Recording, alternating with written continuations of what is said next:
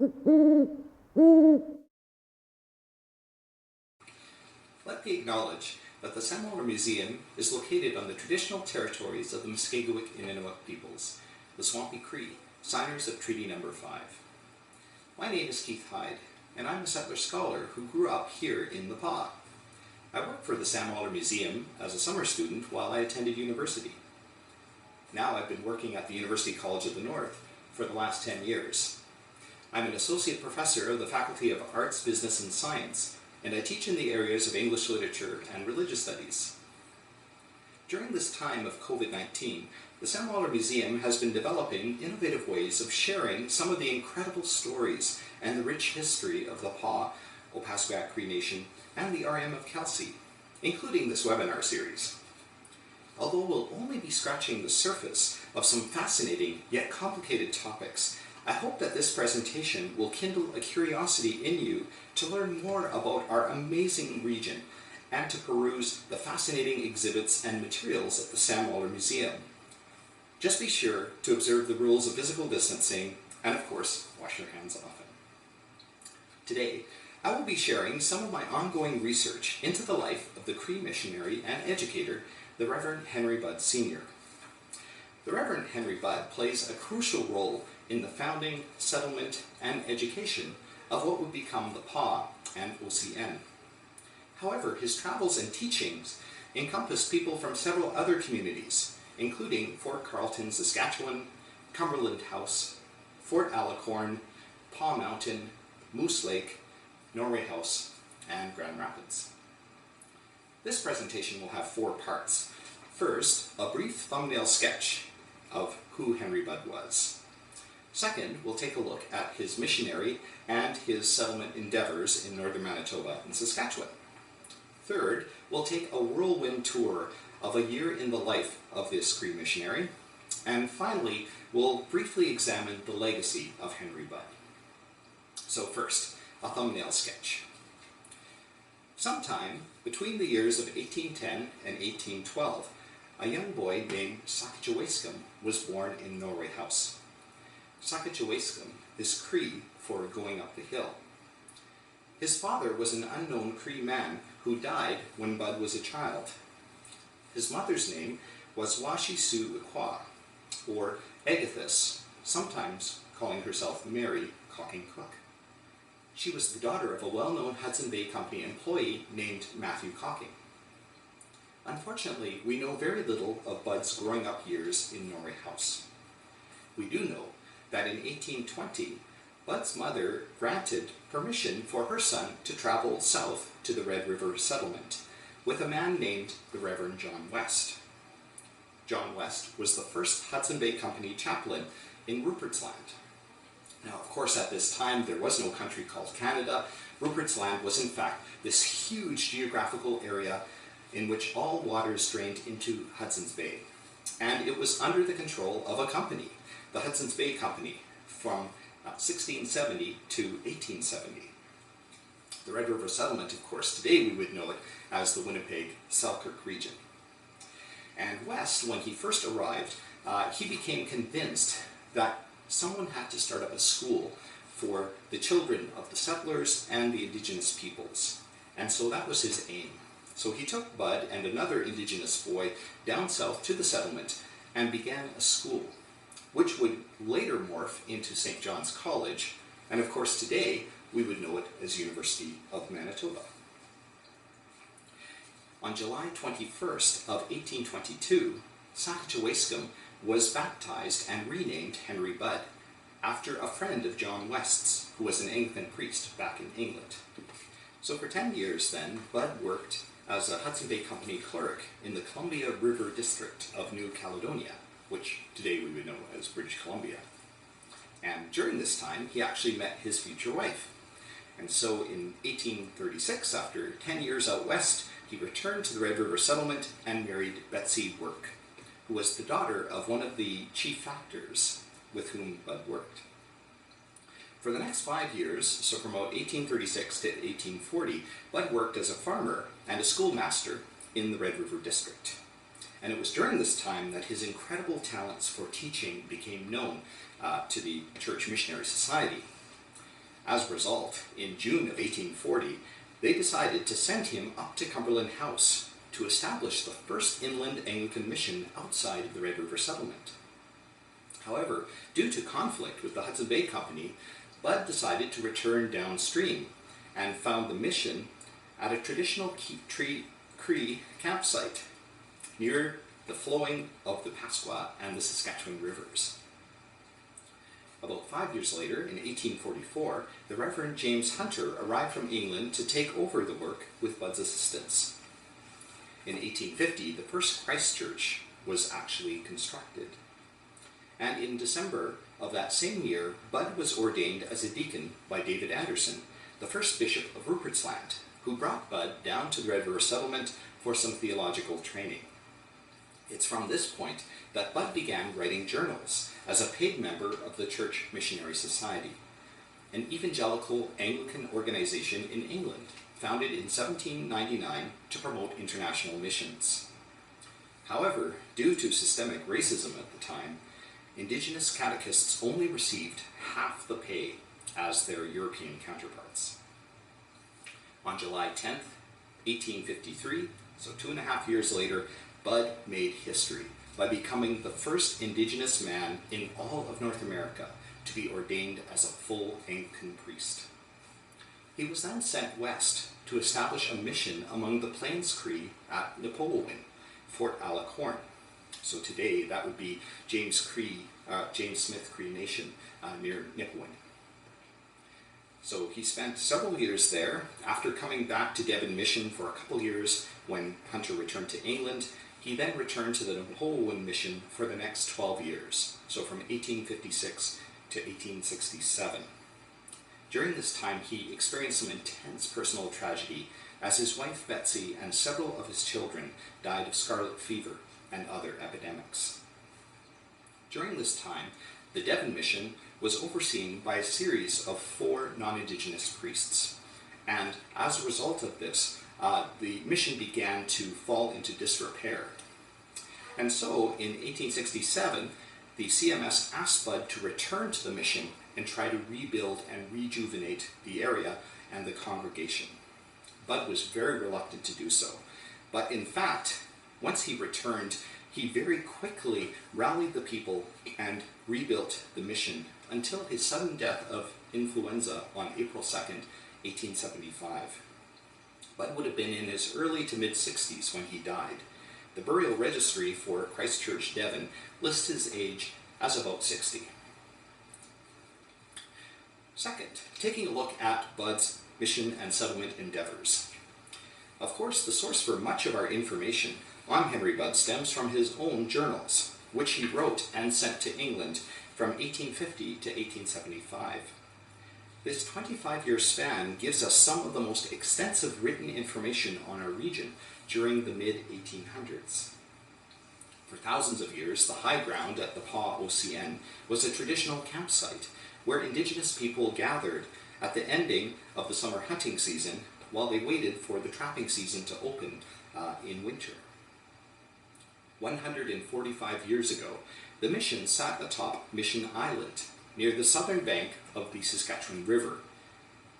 And of course today we would know that as Devon's Park, since the island was actually joined to the mainland in the 1930s when the town decided to build a playing field.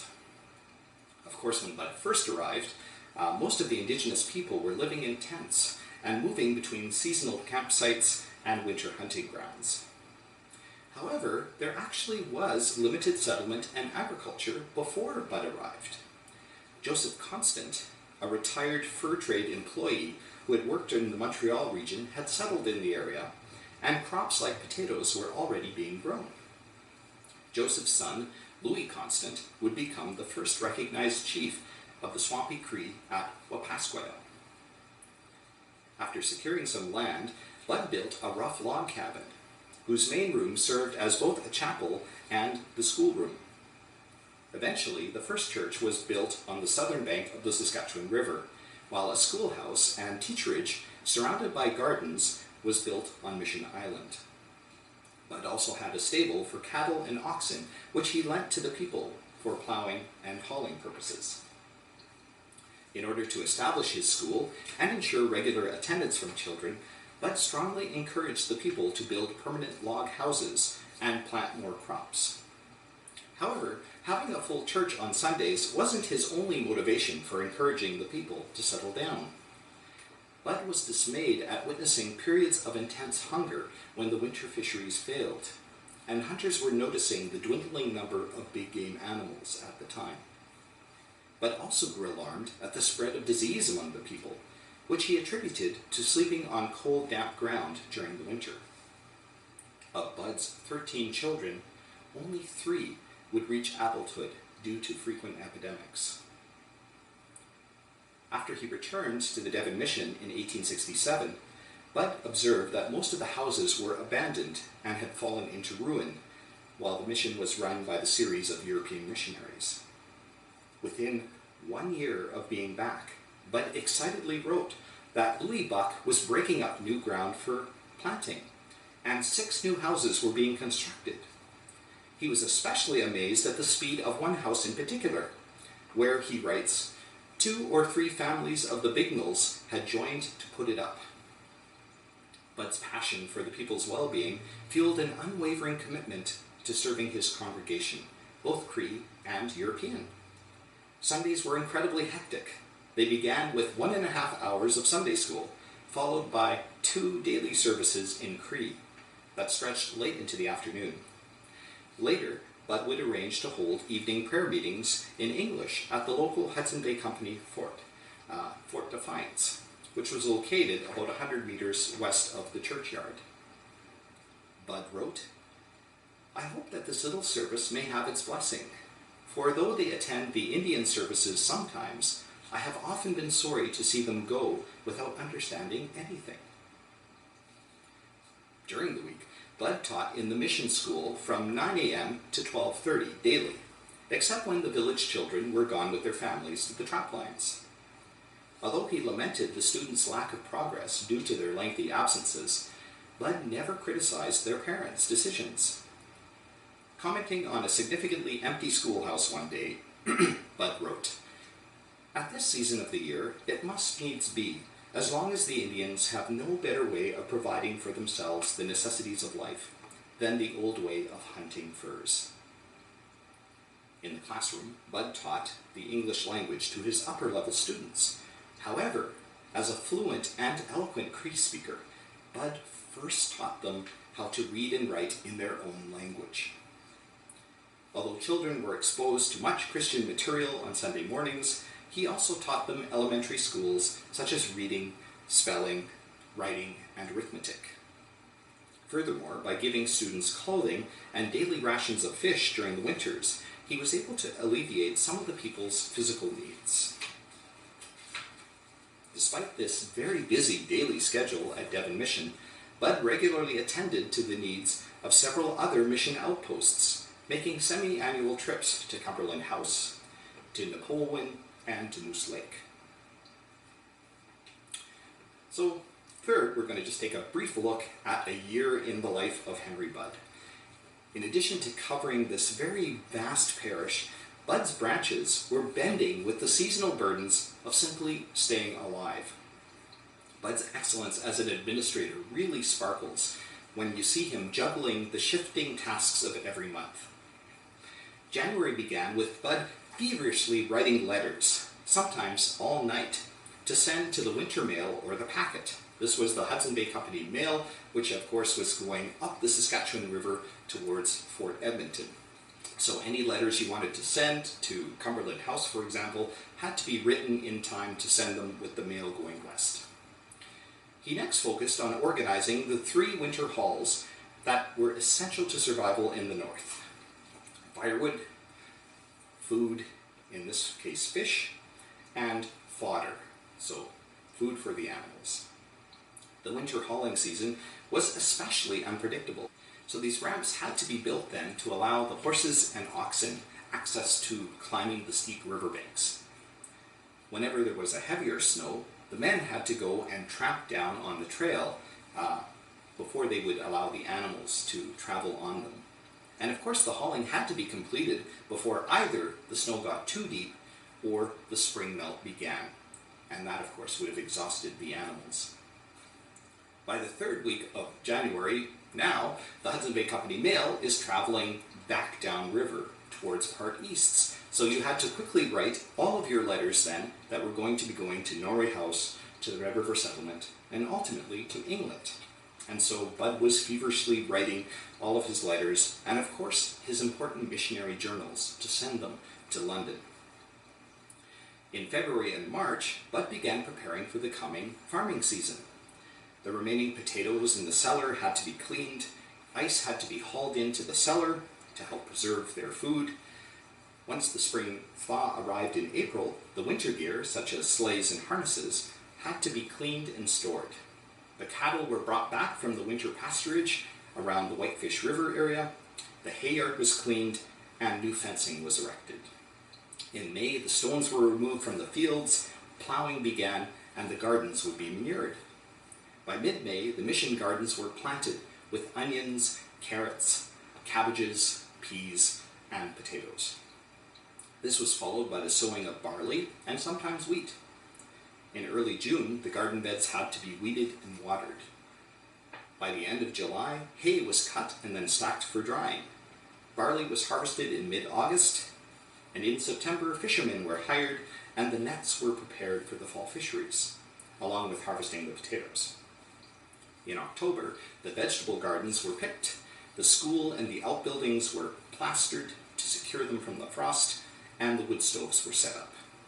By mid-October, the cattle house and the stable were readied for the winter, the manure was carted to the fields for use in spring, and the fall fishing began. By November, cattle, oxen, and pigs were butchered for the winter's meat supply, and firewood had to be cut. Firewood hauling could take up to 3 weeks and stretch into mid-December.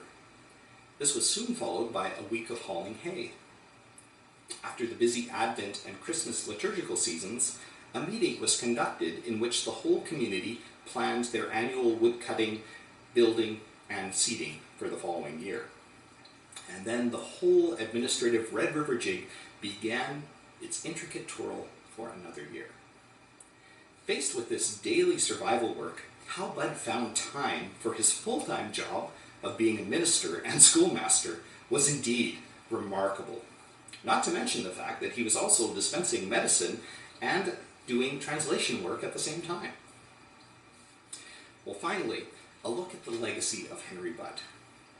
Budd's accomplishments are underscored by these flattering, if patronizing words by Archdeacon John Alexander Mackay, who was writing in 1920. Mackay writes, "Budd possessed also some qualities that were remarkable in a native, and that were of great value in the management of the temporalities of a mission. He was methodical and thrifty. Under the system of the Church Missionary Society in those days, a native missionary had only half the stipend of a European missionary, and yet with this financial disadvantage, a mission station under Mr. Budd's charge was a model of neatness, and no European missionary kept things in better order." Well, in addition to establishing the first Anglican inland mission beyond the Red River settlement, Budd's legacy includes teaching literacy to hundreds of Northerners, and of course becoming the first Indigenous man to be ordained as a priest in the Anglican Church in all of North America. Furthermore, he provided valuable assistance in teaching Cree to European missionaries like James Hunter, and assisting in the translation work of the Bible, of hymns, and of books like this, the Book of Common Prayer. James Hunter would go on to become an authority on Cree and publish several more books. However, neither Budd nor Hunter's second wife, Jean Ross from Norway House, are credited for their work in these publications. Established in his memory, the Henry Budd College for Ministry on the Rose Avenue here in the Pas has been educating Indigenous lay leaders in northern Manitoba for over 40 years. However, for many Indigenous people living in the shadows of the residential school scandals and the systemic racism of colonialism, Budd's legacy is more problematic. In light of recent developments of the United Nations Declaration on the Rights of Indigenous Peoples, issued in September of 2007, and the more recent publication of the TRC's 94 Calls to Action in December of 2015, there has been increased criticism and scrutiny of the relations between Anglican missions and European colonization and assimilation practices. Budd's own self-identity in his journals is unsettlingly inconsistent. In some portions, he pours out his compassion for, quote, my fellow countrymen.